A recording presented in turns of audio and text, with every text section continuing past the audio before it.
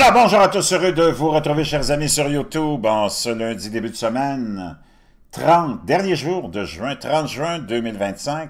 Je vous ai dit bonjour, monsieur, bonsoir, mais c'est encore le jour. 19h16, heure du Québec. Merci à ceux qui sont abonnés, ceux qui ne le sont pas. Faites-le maintenant. Merci à ceux qui m'envoient des liens, des messages, toujours pertinents, intelligents et très appréciés. Merci à ceux qui vont commenter la vidéo. Dites-moi de vous regarder, écraser le petit pouce en l'air avant de plonger dans le sujet ou les sujets que j'ai envie d'aborder avec vous. N'oubliez pas votre bleu de méthylène, oui ça marche, le lien dans la boîte de description, augmentation de ton énergie cellulaire de 30%. Il n'y a pas de métaux, il n'y a pas de formaldéhyde dedans, c'est fait pour ça. L'eau hydrogénée aussi extraordinaire, make your bed, c'est tous des trucs que moi j'ai, que je veux que tu te procures parce qu'ils sont fantastiques, d'abord pour ton esprit et ta santé aussi, et ta solidité. En français, make your bed de l'amiral McRaven, ton collagène marin, bovin et plein d'autres produits, ton matelas mousse dans la boîte de description. On vit une journée, des moments assez spéciaux, assez particuliers. Le monde est en transformation complète. OK? D'abord, demain, on va célébrer la fête nationale d'un vieux pays, mais ben vieux, d'un pays qui existe déjà, mais qui pourrait être renommé, puis que ça pourrait être un nouveau pays, la naissance d'un nouveau pays, demain, on pourrait l'officialiser, le China-da! C'est une espèce de fusion entre le Canada et la Chine. Les Canadiens sont devenus wacko. C'est hallucinant. Tu ne reconnais plus le Canada, tu ne reconnais plus les Canadiens, comme tu ne reconnais plus les Européens, comme tu ne reconnais plus les Australiens. Je pense qu'ils ont mangé trop de viande de kangourou. Ils sont devenus sautés, mon chum, ça n'a pas d'allure. Nos pays, depuis les États-Unis, c'est un peu on va aller voir ça ensemble, et Israël aussi, des cas différents, parce qu'ils ont des présidents forts, eux autres. Mais nous autres, on a des présidents faibles. Oh! Mais aux États-Unis, ils ont un président fort. C'est une exception, là, Donald Trump, parce que tous les autres présidents, c'est des présidents très, très, très, très faibles. Même extrêmement faibles. On accepte des gens. Moi, je suis pour l'immigration à 100%. Tu as besoin d'immigration. Tu as besoin d'immigration, même si tu n'en avais pas besoin au niveau de pour la repopulation de ton pays. Tu en as besoin pour un mélange culturel, un mélange de races, un mélange, c'est extraordinaire. Les mélanges sont fantastiques. Mais là, tu as besoin d'une immigration légale. Tu as besoin de gens qui s'en viennent, par exemple, au China-da maintenant, dans le but d'apporter de l'eau au moulin, dans le but d'aider à prospérer, à continuer la prospérité du pays et tous les autres aspects être constructif et non autodestructeur, comme c'est le cas avec l'immigration illégale. Moi, j'ai plein d'amis immigrants, tous des gens fantastiques qui travaillent, puis qui font leurs affaires, puis qui aident à construire, puis à continuer à... Tout en gardant leur tradition, c'est bien correct, là, puis moi, je veux pas leur tradition, quand je les regarde, je suis bien content que ce soit toi qui les as, puis c'est bien correct, tu comprends? Il n'y a pas une tradition qui est meilleure que l'autre, puis il n'y a pas un... Non, OK? Sauf que l'Amérique, un peu l'Europe, mais moins maintenant, mais l'Amérique, ça représente naturellement le rêve de tout le monde. D'arriver, de pouvoir t'installer, travailler un peu, puis d'être récompensé pour ton travail, d'être dans la sécurité, de vivre en sécurité avant, de pouvoir donner un avenir à tes enfants, pour ceux qui ne veulent pas se casser la tête, ou si tu veux te casser la tête, tu peux te lancer en affaires, tu peux espérer devenir riche si tu veux, si tu mets l'effort, ou pas, si tu ne veux pas être riche, tu veux juste être quelqu'un de la classe moyenne, mais tu pourras t'acheter une maison, mais beaucoup moins maintenant, hein, avec la pandémie, puis toute l'espèce d'instauration de cette entité et de cet agenda qu'on appelle du gouvernement mondial. Tu as vu ce que ça a causé comme problème dans nos pays. L'accessibilité à la propriété, c'est presque maintenant disparu, mais... Donc, tu as tout ça qui est offert par le Canada, par exemple, ou les États-Unis, ou peut-être moins l'Europe maintenant, là, parce que, je veux dire, ils en ont mangé toute une claque économiquement, eux autres. Mais, ces gens-là viennent et peuvent profiter de ça. Donc, en retour de ce qu'on leur offre comme opportunité, ces gens-là viennent mettre leur grain de sel, l'épaule à la roue. Mais là, tu amènes du monde illégalement, tu les laisses rentrer. Tu sais pas qui... D'abord, si tu rentres dans un pays illégalement, souvent, c'est parce que tu as quelque chose à cacher. Puis puis tu regardes, c'est tous des jeunes hommes, naturellement, tu ne verras pas des vieux commencer à traverser la forêt amazonienne ou la forêt de l'Amérique du Sud en marchette. Donc, c'est tous des jeunes, puis qui sont pleins d'énergie, naturellement, puis qui ont peut-être des passés louches, qui rentrent illégalement chez vous. Puis une fois qu'ils sont rendus chez vous, pour des raisons X, Y, Z, parce qu'ils sont dans l'âge de la révolte, hein, on est tous passés par là, puis dans ces pays-là, souvent, c'est encore plus intense parce qu'ils ont vécu d'autres choses. Puis là, ils amènent la discorde dans nos pays. Ils amènent le poison qui était dans leur pays, l'idéologie dans laquelle ils ont grandi, peut-être le marxisme, le bolchevisme, la détestation d'Israël, de l'Occident puis de l'Amérique, pour des raisons X, Y, Z, qui sont de la propagande, s'en viennent ici, empoisonner nos centres-villes, déranger les citoyens honnêtes, déstabiliser la paix, puis chanter des slogans comme « Mort à l'Amérique »,« Mort à Israël »,« Mort au Canada »,« Mort à... » Puis nous autres, on a nos policiers qui sont là, puis qui regardent ça, puis qui font rien. Puis on tolère ça. Wow! Mais toi, inverse l'histoire, va-t'en dans ces pays-là, puis commence à chanter « Mort à l'Iran » sur la place de Téhéran. On va dire une chose, je vais te faire arrêter, ce sera pas long, mon chum, là. On est devenu complètement lunatique, des androgynes stupides en Amérique et aussi en Europe. Mais l'Europe, c'est déjà fini. Puis tu as accepté d'avoir des gens comme ça chez vous. Les criminalités en Europe, les taux de criminalité, ça a pris du temps avant qu'ils l'admettent, ont augmenté. Puis c'est pas les immigrants qui ont... Mais c'est les illégaux qui ont toutes les mauvaises intentions du monde qui ont fait augmenter les taux de criminalité de façon exponentielle. Puis toutes les statistiques sont là pour le prouver. Mais ça ne démonise pas les immigrants qui sont rentrés légalement, qui font leur travail de bons citoyens. Donc, tu t'as laissé rentrer du monde comme ça. C'est hallucinant, là. Puis tes médias sont là à cheerer avec eux autres. Tes policiers sont là à cheerer avec eux autres. Puis les lunatiques de notre frange de Mongols à batterie de nos sociétés sont là. Mort à Israël! Libérons la Palestine. Ben, si tu veux libérer la Palestine, mon chum, achète-toi un billet d'avion. Allez simple. Puis vas-y, voir si t'es capable de libérer la Palestine. C'est du n'importe quoi. C'est complètement cinglé. C'est comme l'histoire des 100 dernières années où des activistes lunatiques ont essayé de te mettre dans la tête que la femme peut être l'égale de l'homme. Non. Comme l'homme ne peut pas être l'égal de la femme. Devant la loi, oui, tout le monde doit être égaux. De ne pas avoir de préjugés ou de parti pris ou de justice à deux vitesses, une pour les hommes, une pour les femmes. Mais, puis pour un poste égal, bon, si tu veux embaucher une femme, si ça te fait plaisir, mais tu ne peux pas avoir mis ça dans la tête parce que c'est deux natures différentes. Quel gros scam. Là, tu te retrouves 100 ans après, c'est quoi le constat? 95% des femmes s'en vont toujours vers les professions que leur nature appelle, que ce soit des professions d'infirmière, de gardienne, de travail social, d'enseignante, puis j'en passe, puis j'en passe. Puis, de l'autre côté, 95% des hommes hétérosexuels s'en vont vers des emplois de policiers, pompiers, soldats, sécurité, construction, métier de la construction, ce qui est manuel, dans les mines, les ponts, les charpentes, Tu comprends ce que je dis? Parce que tu ne peux pas dénaturer la nature. 95% des hommes hétéros sont dans ces domaines-là. Les 5% d'autres, ben, eux autres, ils jouent au soccer.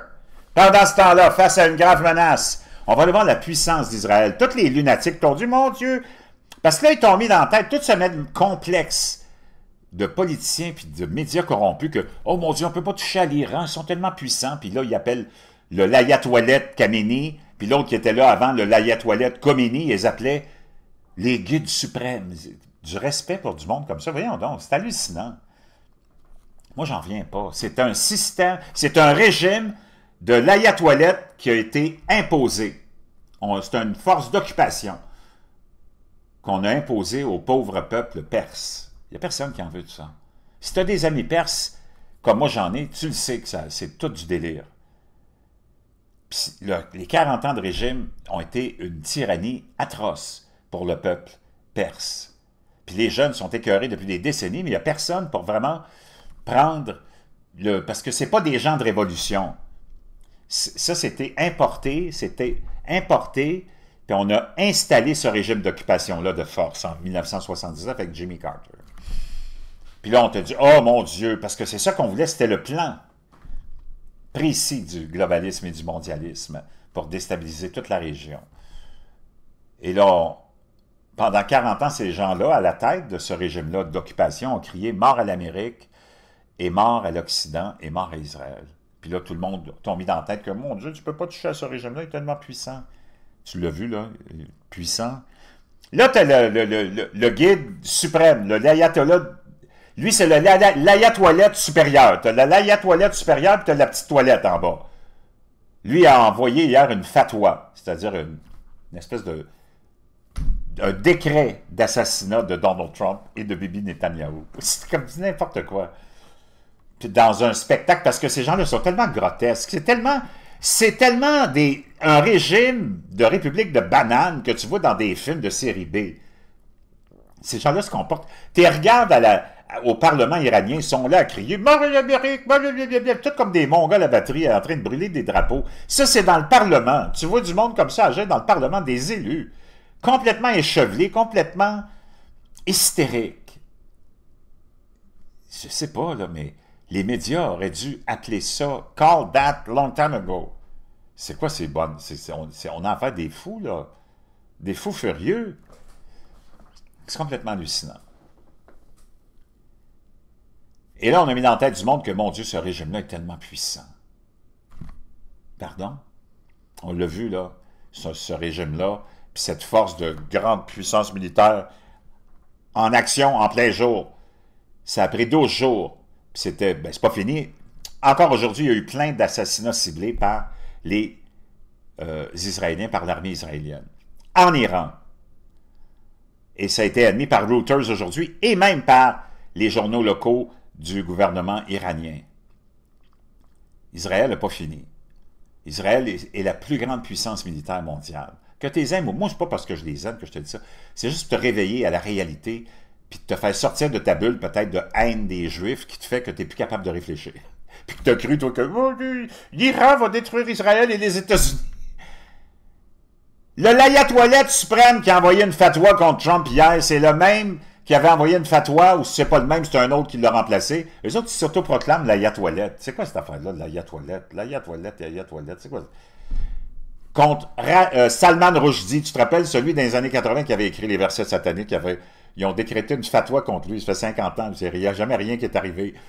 Donc moi, je peux juste imaginer Salman Rushdie qui a appelé Donald Trump, et il a dit « Inquiète-toi pas, le gros, moi, ça fait 50 ans que j'en ai une sans tête, puis je peux te dire une chose. » Ils sont même pas capables de différencier leur couille droite que de leur couille gauche. Les layatoilettes. C'est pas possible. Puis je dis pas que ce qu'Israël fait dans la bande de Gaza, tout ça, c'est comme... Moi, je cautionne rien. Je fais juste te ramener à l'ordre, toi qui penses qu'être un expert diplômé ou non diplômé, parce que moi, je suis le grand chef des experts non diplômés et fier de l'être, OK? C'était du n'importe quoi de raconter ça, là. Puis Trump, comme il est toujours celui qui expose tous les mensonges, ben, il a exposé le mensonge de la grande puissance de l'Iran. Mais on a appris que, et c'est très intéressant, que le Mossad opère sur le terrain en Iran depuis 2010 au moins. Une histoire que vous ne connaissiez peut-être pas, le Mossad nous rapporte The Economic Times, Israéliens étaient impliqués dans les programmes nucléaires iranien depuis des années, ce qui a préparé le terrain pour les frappes. Ça fait depuis 2010 que le Mossad est sur le terrain, vit en Iran. Hey, pendant 2 semaines, ou presque 3 semaines, que la guerre a duré, là, appelons ça une guerre, si tu veux. Dès le premier jour, Israël a contrôlé totalement le ciel iranien. Et là, tu as les lunatiques qui sont là à s'obstiner à savoir s'il a vraiment détruit les 3 sites ou pas, ou à quelle profondeur, à quel niveau ils ont... C'est une joke, là, ça, c'était tellement du n'importe quoi. L'armée iranienne a été absente totalement. Les services anti-aériens ont été, de défense aérienne, anti-aérienne, ont été absents totalement, inefficaces totalement. C'est pas que moi, je suis content de ça, mais alors, si j'ai à choisir à vivre entre le régime des l'ayatollah ou celui de Bibi Netanyahou ou de Donald Trump, je peux dire une chose, et même je pourrais dire d'Emmanuel Macron, demain matin, je choisis un de ces bozos-là avant d'aller vivre chez les l'ayatollah Khamenei de ce monde. Il s'avère que la guerre d'Israël contre l'Iran a commencé avec des taupes et non des missiles. Selon un nouveau rapport des services de renseignement israéliens, interviennent discrètement au sein des programmes nucléaires et balistiques iraniens depuis plusieurs années. Selon un article publié samedi par le Times de Londres, les agents du renseignement israélien recueillent des renseignements complets sur les capacités stratégiques de la République islamique depuis qu'ils ont pénétré au cœur des programmes balistiques nucléaires iraniens il y a des années. Le rapport de renseignement divulgué révèle que le Mossad israélien a passé des années à infiltrer les infrastructures nucléaires et balistiques iraniennes. Il révèle également comment des espions israéliens profondément impliqués dans les programmes nucléaires et balistiques iraniens ont rendu possible des frappes avec des précisions chirurgicales. Cette révélation a secoué Téhéran, provoquant des arrestations massives, des mesures de surveillance et une défiance interne au régime. Le rapport s'appuie sur des documents de renseignement qu'Israël a partagés avec ses alliés occidentaux, dont les États-Unis et le Royaume-Uni, après leur fuite. Les documents révèlent l'intégralité des objectifs de l'Iran. Selon le rapport, l'Iran visait à produire jusqu'à 1000 missiles par année avec un objectif annoncé de 8000 missiles. Cela a permis à Israël de cibler l'ensemble de l'industrie qui soutenait la fabrication de grandes quantités de missiles, car des agents en Iran ont visité chaque atelier et usine qui ont ensuite été attaqués, selon une source citée dans la fuite, selon un rapport du Yet News. Donc, ça fait longtemps qu'on prépare ça. Et c'est une des forces et des capacités de l'armée israélienne, c'est d'infiltrer partout puis d'aller assassiner des cibles vraiment très bien identifiées. Si tu as remarqué, là, puis Donald Trump aussi, il ne voulait pas attaquer la population perse parce que c'est pas dans. Ils ne veulent pas faire ça. Parce qu'on sait qu'il va y avoir un changement de régime, puis on aime les Perses. Tout le monde aime les Perses. Ce qu'on n'aime pas, c'est le régime des l'ayatollah qui finance tous ceux qui nous emmerdent depuis 50 ans. Donc, c'est fascinant d'avoir su ça. Et là, tu as le fameux accord, les accords d'Abraham de paix que Trump avait commencé et initié dans son premier mandat, hein, des accords de paix entre Israël et des gouvernements du Moyen-Orient qui ont été signés, ont été arrêtés naturellement par la défaite de Trump en 2020, l'élection volée. Mais là, il remet ça sur place et il remet ça sur la glace et bientôt, tu vas avoir l'Arabie Saoudite qui va embarquer là-dedans et je pense aussi la Syrie qui vont signer les accords d'Abraham. Et d'ailleurs, pour confirmer ça, on apprend aujourd'hui que Trump met fin aux sanctions américaines contre la Syrie. Le président Trump a signé lundi, aujourd'hui, un décret mettant fin aux sanctions américaines contre la Syrie, une étape majeure vers la normalisation des relations avec le pays autrefois en proie à une guerre civile sanglante. Les États-Unis ont commencé à détendre leurs relations avec la Syrie en mai, après que le groupe islamiste Hayat Tahrir al-Sam a renversé l'ancien président Bachar el-Assad en décembre 2024, établissant un nouveau gouvernement sous la direction du président par intérim Ahmed al-Sarraj. Ce nouveau décret lèvera les sanctions contre le gouvernement syrien officiellement, tout en maintenant les mesures contre l'ancien président Bachar el-Assad, l'État islamique, les intermédiaires iraniens et toute organisation terroriste présente dans la région. Vraiment très, très, très significatif. Quant à... Imagine-toi, même le New York Times nous dit que face à une grave menace, l'Iran s'est retrouvé isolé. Ses forces mandataires dans la région sont restées largement silencieuses. C'est ça que je te disais, moi, depuis le début. Ils sont où les pays qui lèvent le petit doigt pour aider l'Iran? Il n'y en a pas. Même la Turquie. Personne n'a levé le petit doigt. Ces forces mandataires dans la région sont restées largement silencieuses quant à l'offre d'un soutien concret après les attaques d'Israël et maintenant des États-Unis.